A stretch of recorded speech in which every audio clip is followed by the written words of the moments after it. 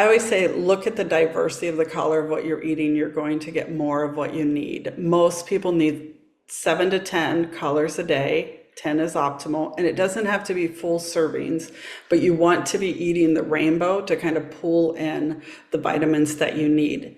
And so sometimes I challenge people. We all eat the same 25 things. If I challenged you to write down what you eat the next week, I guarantee it's over and over the same thing. So the next time you go to the store, pull in a different color that you haven't used of something. And even if you add a little bit of it a day, incorporate it into your food. But diversity is the best to get the B vitamins as well.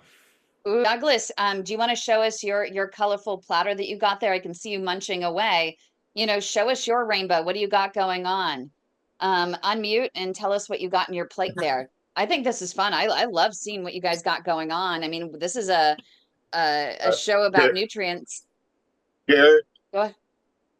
red grape, sliced red apples, sliced green apples, cucumbers, blueberry, and a banana.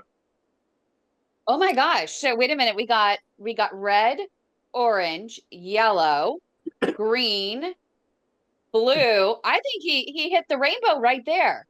Is he missing anything? Nice job, Douglas. What's he missing? Purple. Purple, what do you got? Blueberries, I guess more they're blue, right? Yeah. So if you're What would getting be purple? your blackberries look more purple, your eggplant. Okay. Yeah. So That's awesome. Marcia, you have a question or some insight to share or a statement. Go ahead and unmute. Yes. I noticed this fruit. I think one thing to keep in mind, though, is to be careful because if you have too much fruit, it's not, I mean, the fruit has a lot of sugar in it. So while fruit is good for you and you do want to have it, you also want to have appropriate portions. Is that right? exactly. And eating it last because it can be a carb is good. So eating your vegetable fiber first in color, protein, and eating that last. Your berries are your lowest glycemic index of all the fruits. So like right now, Douglas has, I don't know if he has full apples, but apple slices, banana, like how much of the different fruits, like what he's having right now would be good at one setting or per day? So looking at that at one setting, the cucumbers, you could probably have an abundance of it. But if you're looking at like apples and your carrots and your banana, looking at a serving, so like maybe a half cup of those or just one apple. When you eat the skin of the apple, you're going to get more fiber, of course. Bananas have the highest glycemic index, so having those like half a banana or less or just a few slices of that can be helpful, especially if somebody's really struggling with glucose in their blood sugars. So but I am for like less processed food, even if you bring in the natural fruits and vegetables. So if we're going to pick something to do our best on, diversity in the food is probably a better thing to look after than ultra processed foods. So right, it's hard because you know, like when I first started this, I started eating lots of fruit and I quickly became pre-diabetic. So yeah. it's gosh, you can't win for trying. Yeah, and so eating that last, if that's happening to you, so then do your fiber from your vegetables, then your protein, and then because fruits can be very high carbohydrate, you can do that last as your carb, and it will slow down any glucose spike.